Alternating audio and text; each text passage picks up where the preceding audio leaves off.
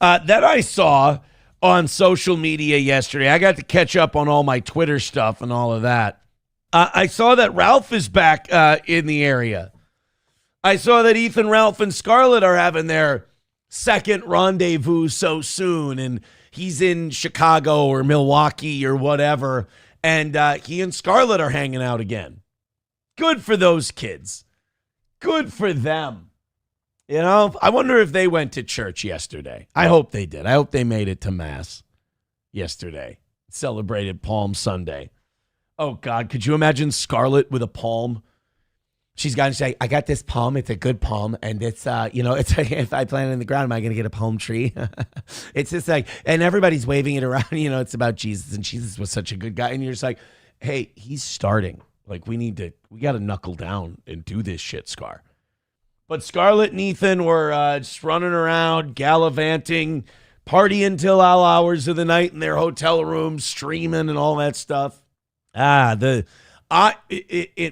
my money, the it couple of 2026, Scarlett and Ethan. And Ethan DM'd me asking me about Miller Park and stuff. I'm always happy when I can be useful to Ethan. And he's like, what can you tell me about Miller Park? I'm like, I've been there a couple times. Very nice stadium. What about weather? It's cold here. I'm like, retractable roof, bro. You're okay. And the Potawatomi Casino is like 4 minutes away from the stadium. So you can go do a little gambling too.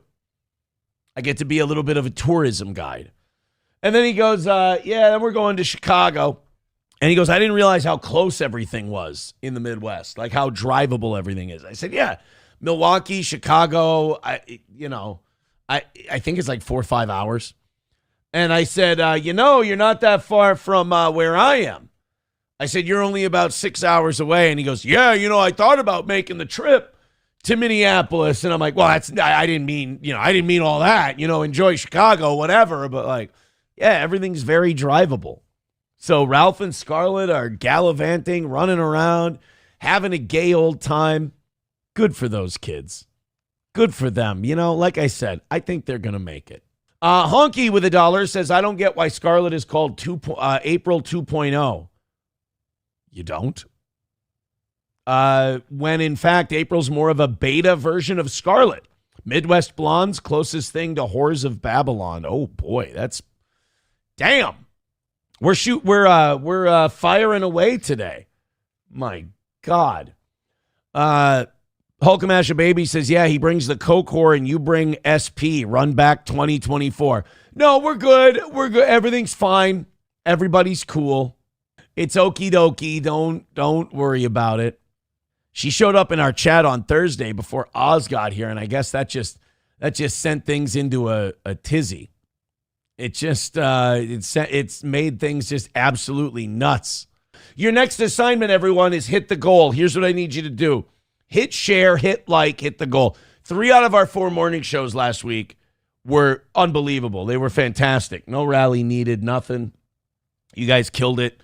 That's the way I like it. And when I start a show like this, when it's just frustrating from start to finish, hitting that goal is helpful. One less thing, In fact, the only thing that we have to worry about. Plus, I don't need to hear these chirping and go, you missed it again. Shut up. We're gonna be fine. You're just trying to give yourself false hope. I had a guy yesterday.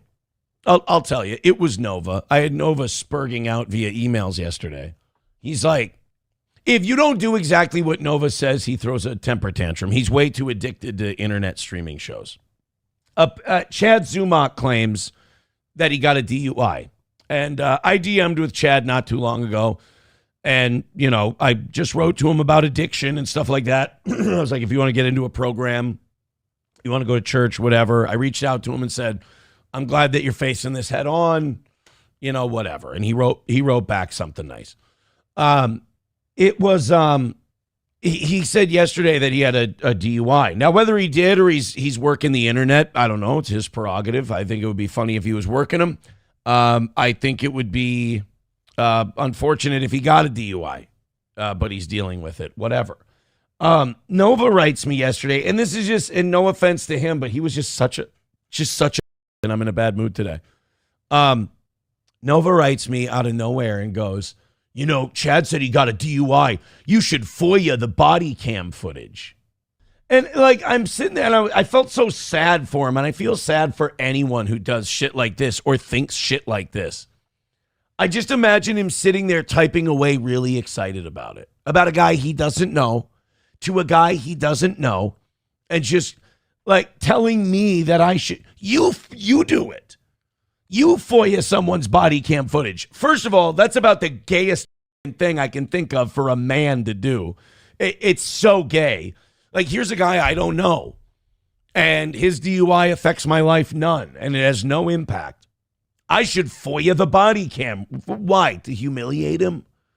Didn't he already get a DUI? Isn't that humiliating enough? Now I'm supposed to FOIA this guy's body? No, you're gay if you do that. It's the lamest thing you can do. It's the saddest, most pathetic thing you can do. And I told him that. I wasn't even that harsh. I was a lot nicer. And he goes, you're immune to good advice. Your show's going to fail, blah, blah. And I'm like, every time it's like this with Nova, I don't know why I ever respond to him. Because it's like, his idea of you don't take good advice is not like you don't do good bits on your show. You don't do good segments. It's only when he wants me to do some dirty work. And I'm like, no, that's beneath me. And he goes, he's so embarrassed and ashamed that he thought of something that was really lame and gay and parasocial. He gets so butthurt about it. He goes, well, you just don't take good advice.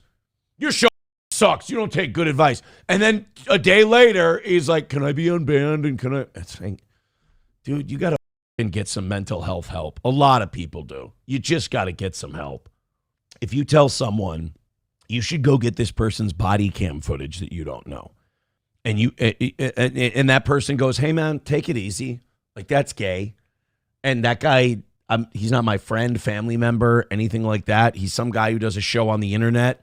I'm not going to dig up his, because digging up, FOIAing their body cam footage and getting it and playing it is some jaded ex-lover shit. That's like some, I'm not in a good place and I had a breakup and I'm just going to watch that person fall apart and that's going to make me feel better. And I told him that. I'm like, watching that shit ain't going to make you any better. And he's like, stop moral. And it's like, no, you did something that's egregious and gay and overly internet and parasocial, and I called you out for it, so now you're embarrassed, and you can either go, yeah, that does seem like a bit much, or you can lash out at me. And every time with Nova, it's, I'm going to lash out at Aaron. So I got another jaded bitch. Mike Go says, some parasocial troll from Nova Scotia. Oh, he's from Nova Scotia. Okay. Papa Shop says his first mistake was asking you to do something. You just should not go and get people's body cam footage. It's gross. It's like, it's a guy's life and it's a DUI. And it's like, if that's the content you need to get, you don't have a show.